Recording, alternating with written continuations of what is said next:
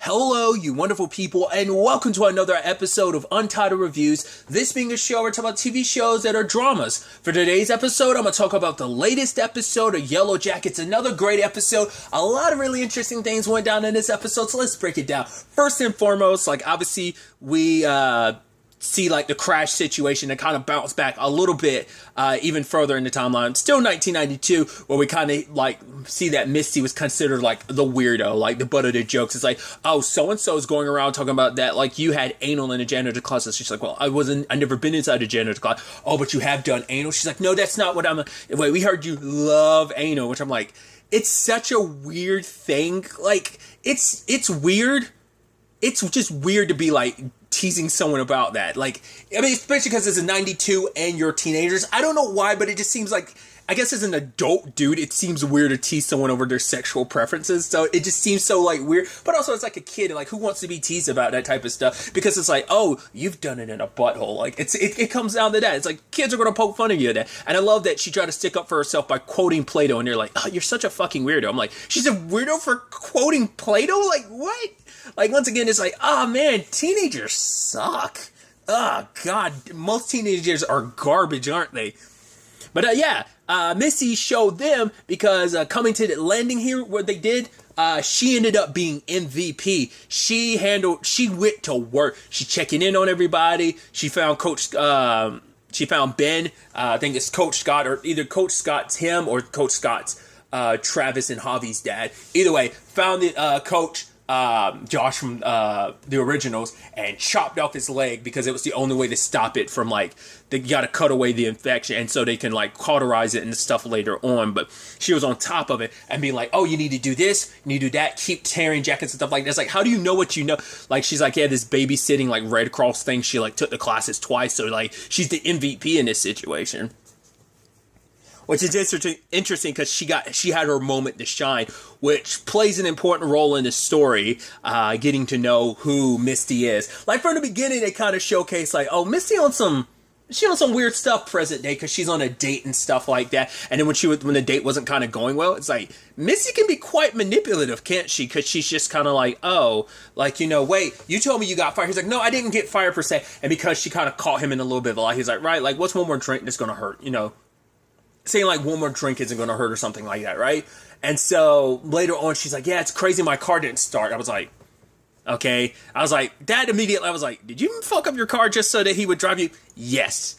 And then later on, it just shows once again, you see how far she will go just to kind of tag along or just kind of manipulate things to be what she wants them to be. That ends up being the major thriller. I'm going to go ahead and talk about it. At the end, her smashing the recording box that was supposed to show everyone people could track them down and stuff. She broke it because for the first time she wasn't the weirdo. She got to be somebody important because she's always been on the sidelines. Even when it came to the soccer team, she's I'm a cheerleader of sorts. She's the team manager or something like that. She was never one of the crew. This made people see her a different way. She got to finally shine. And it's right, if we get rescued, I'm going to go back to being boring me. It's no. That's why when we saw her later on, and it in the end of last episode, back then, when they were lost, she was kind of smiling because she got to flex. I doubt anyone's ever going to be able to find out what she did, and no way in hell she's ever going to admit doing what she did, but she got to feel important, and she got to because I don't know if she's necessarily running things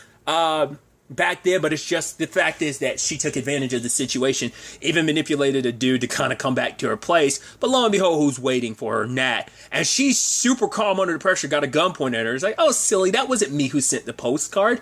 I got one too. And it's well, how do I know you didn't send it to yourself? And then she's how do I know you didn't send yours to you? So we're just gonna have to trust each other. So basically, she's yeah, I've been trying to rack my brain around it, so she's been trying to figure stuff out. But side note, during the flashbacks, we did see that symbol that is that's on the back of those postcards, because we see Taissa gets one this episode, but apparently Missy's hey, I got mine a week ago. But back in 92, when they were lost, we do see in the trees that it's that same symbol. So much. That's why I was are they actually alone in those woods, or is someone else out there? Is it a community of people? Is it just one or two people?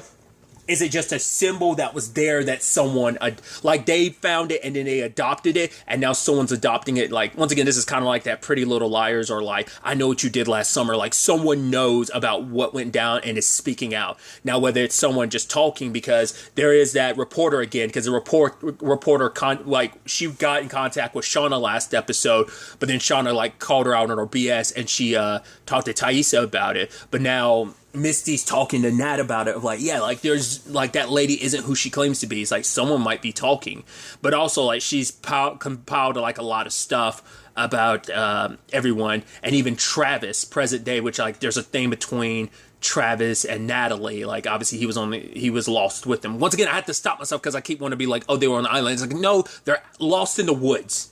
Like, what woods necessarily, who knows? But they're not necessarily on an island. They're just, like, lost in the wilderness. We'll leave it at that. Like, I want to, because getting stuck on an island, because, like, it's just to go to just because of lost. I want to always say island, just saying, like, no, they're lost in the wilderness. Tangents and all that side. So there's a complicated history between Nat and Travis. I wonder, have they not been in contact since everything went down? Or is it because of some of the stuff that does go down? They got close, but then they broke apart. Maybe something happened after they got recovered. And it's like, Jeff and Shauna have been together since then. So, well, maybe not necessarily. Well, we did see like a prom picture of them together of some sort. So, not unless that was just them getting married. I can't remember. I think it was a wedding photo, but it was like them younger. So, they got together probably like pretty soon after. I mean, they were already kind of hooking up just behind Jackie's back. So, but other than that, I think that kind of speaks volumes. The fact is that Misty's collected as much as she has, and probably rubs you the wrong way, because even Nat later on is like, it's kind of suspicious how my car broke down. It's like, huh? And it's like, yeah, I'll go with you. She's like, why do you have 2 coffees? She's like, oh yeah, I get 2 of everything. It's like, you lying sack of crap. You, Misty, I know you tampered with her car. Like, the fact is you did what you did to that recording that would have allowed people to find you guys sooner than you get. Because, yeah, at that point, it's like, oh, they're going to find us the next day. Yeah, they didn't find you for 19 months because of Misty. That's wild. And just because she was selfish and wanted, it's like, right, I get to reinvent myself out here. I don't have to be the loser. I don't have to be the person on the outside. People praise me because I'm on top of things, and I get to be a new version of me. I get to reinvent myself here. I get to be special. I get to be important, And we all desire to be special and important in some shape or form. You have Taissa and her wife talking about their son, obviously, at the conference, it's like, oh, he doesn't have any friends, which Taissa's like, oh, like, do the other kids suck? But it's like, she's like, no, I'm a bit of a loner, which I'm like, were you really a loner? I mean, but I guess it's like, right, because maybe when you were younger, you were a loner, but the moment you joined the Yellowjackets, like, there was camaraderie. Because I was about to say, like, I would not think of you as a loner, but I guess, like, right, when she kind of makes decisions, like the whole Allie thing, but to some extent by herself, it kind of showcases the fact is that she's kind of, I guess that kind of shows that loner mentality of some, because if anyone's a loner amongst the group, I'd say it was Natalie, but, because I mean, to be fair, we haven't really seen them, like, fully socializing and stuff like that, because they found their clique and stuff like that, so it's like, yeah, they found other people to connect with because of the Yellowjackets, but it could just be easily that Taissa was one prior to that, so... But she's going to, like, entertain her son. Like, oh, you want to go to the park? He's like, no friends. And she makes little shadow animals. And then she gets to the dog, and then it warps into a wolf. So I guess they cross paths with some wolves in the wilderness. And it just brought back some bad memories. And the moment she opens her son's shutters, like the blinds and stuff, she sees he's got all these drawings covered in his window. They look kind of pretty dark. And it's like, wait, what is this about? And he's like, that woman, she's on a tree looking in my room, and this is to stop her from looking at it. What woman? Answer me, Sammy. Sammy. He says that. I'm like, that shit's creepy as hell. I'm like, what the hell is that about? Because I'm wondering if it's like Taissa's partner, like, would have, like, because, like, the fact is he's got the doll with him and everything, and you're like, maybe there's... Because while his parents were talking, like, he's listening to them, so that's why I'm like... There's definitely something a little off about that kid. Not unless it really is like some lady is in this tree. Not unless it's connected to like that journalist Jessica or that reporter or whatever Jessica. Like not unless she has something to do with that. That was once again. It's just like and him saying like Sammy like that. I was like, it's creepy as hell. That's That seems like some Omen type of shit right there. But, so that's definitely going to be interesting to see where that goes. Shauna's got her own issues as she kind of accidentally reared into dude Adam. At first I was like, when the dude got introduced, the way he was acting all like charismatic and stuff, I was like, are you someone she knows? But it's like, no, it doesn't seem like it. So he's like, yeah, my taillights are fixed. She's like, yeah, like, you shouldn't be selling brakes. He's like, yeah, but that's what taillights are for, She's like, well, how do you know your taillights are out? And he's like, are they? And she's like, that's not the point. He's like, oh, you're so mad and yet so wrong. I love that he's teasing her, but they kind of like hit it off a little bit. He's like writing down. He's like, oh, can I get a pen? She's like, a pen? He's like, yeah, I'm pretty sure if I asked for your phone number, you would have sent me to the hospital. But he writes down his number on her arm, and she does the same for him. So it's actually really cute. But then, she's in therapy with her hubby, Jeff, who's played by Warren Cole. I've seen that dude in some. Like, the first thing I ever saw him in, there was a crime drama procedural. I don't remember what it is off the top of my head. It's one of those things, it's kind of one of those things of like, oh, like, it's almost that Lethal Weapon-esque thing, like, right, we're in therapy, because he's kind of like the uptight when his partner was someone that, I'm blanking on who played his partner. It was a USA show. It was short-lived. Sadly, only lasted one season. But I swear he was in something else where he was like, I don't remember if it was The Following or something else. But I remember him being in something where he was like a serial killer or something. I want to say it might have been The Following, but I don't remember. I've seen the dude in some stuff, but I was like, hey, because I saw his name and I didn't know who he was playing. I was like, oh, he's present-day Jeff. And so I guess it's like, right, how's your sex life? It's like, right, I want you guys to have some homework. I want you guys to actually have sex, and that's kind of complicated for them. And it's like, yeah, like, try out each other's, like, fantasies that you haven't really opened up to each other about.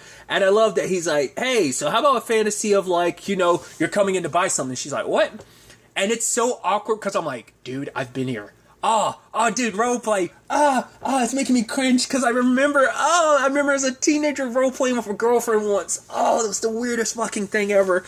Because what he did breaking the roleplay, she did it after the fact. No, I think she did it in that moment. Or I can't remember which it was, but it was a situation where, like, I was saying something and my significant other at the time, like, broke the role play a little bit because she was like, why would that work out? Like, I'm going to go ahead and, like, full-blown transparency. It was like a mechanics, like, role play of, like, oh, she came, like, I'm the mechanic and she came in to fix my car or something.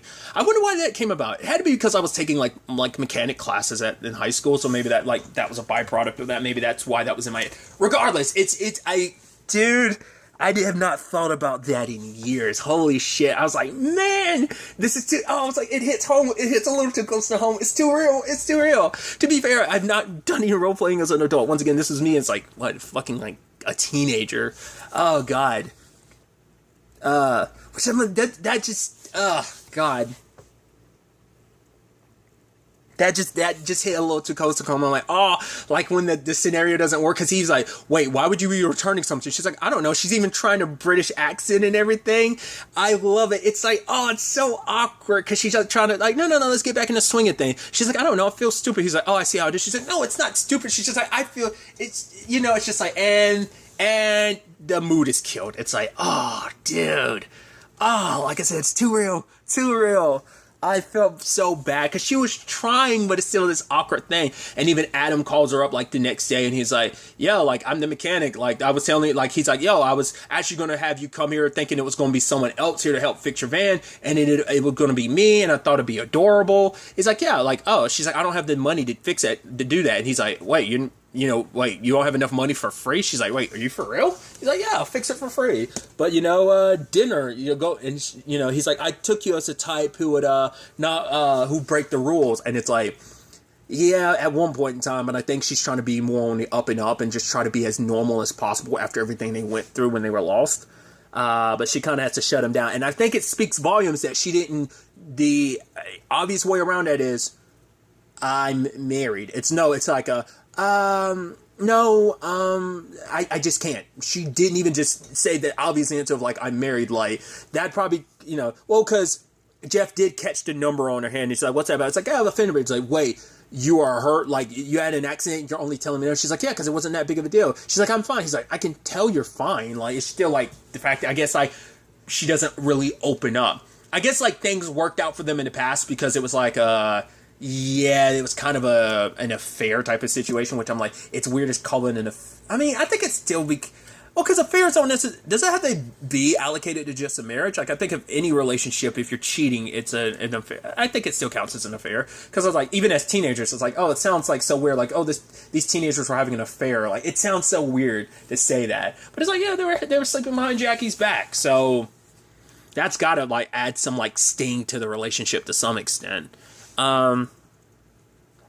But I love that, obviously, I guess because she was just in the mood and just, well, like, right, breaking the rules, she sees the rabbit. It's like, oh, you're going to chew up my garden? All right, I'm going to kill you and I'm going to gut you and put you a part of, like, the food she was making. And it's like, oh, yeah, like what was it that he asked her? And it's like, oh, yeah, this tastes good. You do something different. She's like, yeah, I found a rabbit. I killed it. I skinned it. And, like, yeah, now it's this. And it's just like, whoa. And even her daughter being like, oh, you're so weird.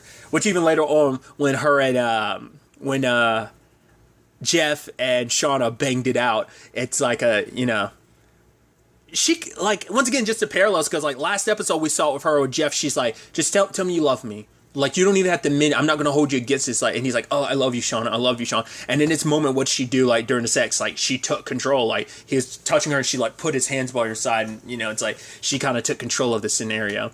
And he's asking, like, oh, so you were joking about the rabbit thing. She's like, yeah, of course. But then she sees his phone and is like, Bianca be like, oh, same place, same time, 4 p.m., don't be late. And she's probably thinking affair thing. I'm like, you're probably going to think it's an affair, but it's not. And then it's probably going to be a thing of, oh, I'm thinking that you're thinking it's an affair when it's not, when in actuality you're right to think it's an affair because it's actually going to end up being an affair. Which is probably going to make her go off with the Adam and then find out, oh, this awkward situation recently came up in something else I'm watching where it's like, oh, I thought you were cheating, so I got caught up in having an affair with someone, but then I found out, oh, your secret wasn't that you were cheating, that you and so. I won't mention the circumstances because it might spoil what I'm referencing, but still, I'm like, we'll see how that plays out. That's definitely going to be interesting. I think it's just a thing of, like, she's kind of kept herself so, like, reserved since then that I think for the first time, like, since killing that rabbit, it just kind of put her in the mood to just be like, I'm gonna cut loose a little bit, I'm gonna be naughty, like, give into, like, because I think they've all done a good job of burying that darker side to themselves, except Misty. Nat's kind of drowned herself in her vices. I think Misty has, like, she wears hers, like she tries to pretend like everything's fine, but, like, that darkness is, like, kind of on pure display. She just hides it behind, like, because, like, once again, she makes speak, like, she's like, oh, like, you must think, oh, of course, you must think I'm ugly, oh, stupid, you're like, oh, stupid Misty and stuff like that, which, and it's like, oh, it's kind of sad because you're like, oh, that sucks, Misty still has those, like, she still has self-esteem issues. But then the guy's like, no, you're pretty. And she's like, if you really thought I was pretty, you'd come inside. I'm like, that's so manipulative. So that's where we are with that. But cutting back to the past and everything, I skipped over it. Woo! That van situation was rough. First, like, the fact is that, for one, like, when Misty wakes up, she sees someone bursting from the back on fire. Hell, the first thing she saw was, like, that pole. Like, that girl sitting in front of her got full-blown Final Destination. That's literally a Final Destination death right there with, like, metal stuck to her throat. I'm like, oh, that sucks. You got it super hard. But then, like, Van is stuck as the fire is approaching, and then Jackie and Shauna come up. Like, well, Shauna's trying to help, but then Jackie pulls her away. And even later on, she's like, yeah, I was just trying to save you. It's like, oh, that doesn't make... that's cool knowing that, obviously, you're trying to save me. Doesn't make up for the fact is that you grabbed me and made me leave Van for death. And then, like, the back of the plane started exploding. But then Van's like, turned into full-blown dope stare. Surprise, motherfucker. And I'm like, dude! And it's like, oh, Van. It's like, oh, it's that. And, like, Van just twisting a knife later on. Because it's like, at one point, it's like, oh, maybe we should conserve some food. And she's like, oh, do you want to save the corn nuts? And it's just like, oh, she's not letting Jackie forget that for 1 minute. I forgot what the other reference was. It was kind of like a burning type of... She made some, like, snide comment about something burning, and Jackie kind of had to hush about it. And Thaisa's like, what's that all about? It's like, it's not important right now. It's like, yeah, the rest of the squad ain't gonna be too happy learning, like, yeah, Jackie... I don't know if her beef is necessarily with Shauna, because Shauna did try to save her. It was Jackie dragging her away, so that might be more like, oh, Jackie left me. To be fair, the person, like, Jackie cares about the most here is Shauna, so... there was also that girl, We saw her last episode. They made a point to focus on it, that she takes pills. She was trying to find her bag, and she found her pills, but she's only got like a number of pills. And you're like, now what kind of medication are you on? Or like the anti like I hope it ain't like some like, are they anti like psychotics or something like that? Like what are you suffering from that you need? Because she's only got like maybe half a dozen pills, like 6 or 7. So she pops one, so it's like, right, she doesn't have many. So yeah, you'd have to either make that stretch for the next 19 months, because they're not going to know that they're going to be there that long. So she's probably going to end up taking all of them over the course of the next couple of days and just end up running out. So that's pretty bad. You had Javi looking for his dad, which Travis already knew what happened to his dad. He's like, my dad flew out he was trying to help one of you idiots put like your mask on. And then the door bust open, he ended up flying out, so he's most likely dead. It's like, yeah, but your brother's still alive, so you should be there for him. And he's telling Nat, like, mind your own damn. Like, I think he had some resentment towards his brother. Like, I don't know whether it's like, because there was definitely something between his mom and dad before they left. Like, there was already something there, and maybe, like, Travis in that angsty age where, like, home issues at home, he's, like, lashing out. I'd also quickly forgot to talk about it, too. Natalie and Misty ran into Kevin, which is her buddy, like the lankier goth dude from last episode in 92. I'm like, oh, she's like, yeah. She's like, I can't believe, like, goth Kevin turned into that. And I made sure, if you notice, Natalie didn't take the car. Misty sure as hell took his car, which he's a detective, so that's definitely going to be interesting. But he's like, yeah, like, you know where to find me in case you want to ever get drinks in another 20 years or so. And she's like, yeah. It's like, he's like, oh, didn't you guys used to be friends? And Natalie's like, yeah, best friends. So I was like, oh, I wonder what went wrong. Like, did it turn into something more than friends and it kind of soured the relationship? Or is it just more so like they were best friends before everything, but the moment she came back, it's just she was spiraling and ended up cutting ties with them? Once again, maybe there's some correlation with the Travis thing too. Who knows? We'll have to wait and see.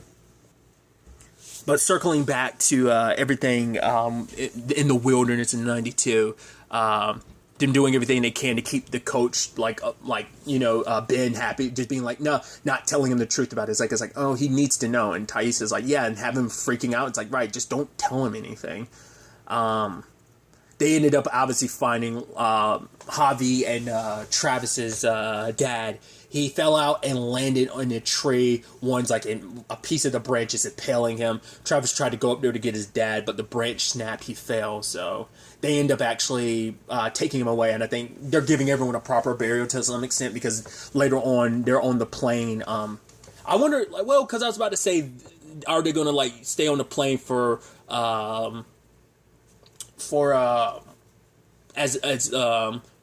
chairs to sleep in or something? But it's like, nah, there's probably too many. You probably don't want. I mean, maybe they eventually will, but for right now, it's like, no, might as well sleep by the fire. But also, like, too, it's like it's riddled with dead bodies. I mean, the pilots are still dead in the front. A lot of people died during that crash. Oh, yeah, that was another one where it's like Van was getting some, like, because they wanted some peroxide or something to put on his wounds, because it's like Natalie's like, yeah, I brought some alcohol, but it was in my bag, and I don't know what the hell that is. But also, it's like they found some, and Jackie was like, no, and then Van shoots her dagger. She's like, that's a great idea, Van. I'm like, yeah, shut up. You can't say anything. But obviously, I thought it was so funny, because obviously they all bust out laughing. But, like, the fact is that Laura Lee's like, this is all my fault. And I'm like, what did you do? And she's like, when my piano teacher, I was like, oh, God, you're so innocent. You're so sweet. She's like, when my piano teacher kept yelling at me, like, sharp, F sharp, F sharp. And I called her a bad name in my head. And Thais is like, well, what'd you call her? And she's like, I was thinking, bitch. She was like, I called her a cunt. And just everyone bust out laughing. And it's just like, that's actually really super adorable that you're so innocent that you felt like, oh, you're all being punished because I called my teacher a cunt. I think that's hilarious. But then they all kind of go around sharing stuff about like some of the bad they did. And then it got to Shauna, and Shauna was like, because he's like, Jackie's like, oh, so what did you do that was so bad that could crash a plane? And just like, ha ha ha ha. Luckily, Misty went and cauterized Ben's leg, and that caused him to scream. And she's like, right, I had to permanently stop the bleeding, so. Because I was wondering what she was doing with that axe. And then she immediately was heating it up. I'm like, what the hell are you going with a heated axe? I'm like, all right, cauterizing the wound. Right. So, Once again, Misty being the MVP while also being the main villain the entire time. We'll see if she actually plays a villainous role, because like Nat and them kind of have like Nat has some like resentment towards her. Like I don't know, like they must have never found out the truth that she was responsible for them not getting out of there soon enough. I think it's more so probably resentment about like how like she like ran wild during this whole situation. How like she, like I said, she got to flex a little. She got to be the hero to some extent, because you know even Van was talking to someone else and was like, I don't know how Misty knows all that she does, but thank God that she does, because we wouldn't have survived without her. And Misty was kind of like, yeah, they love me, yeah, they appreciate me, I'm appreciated for the first time ever. I'm very, very excited to find out where all of this ends up taking us going forward into the next episode. But really, that's all I'm going to talk about. Until the next time we meet, be happy, be safe, live life to the fullest, and enjoy it. Good day, and goodbye.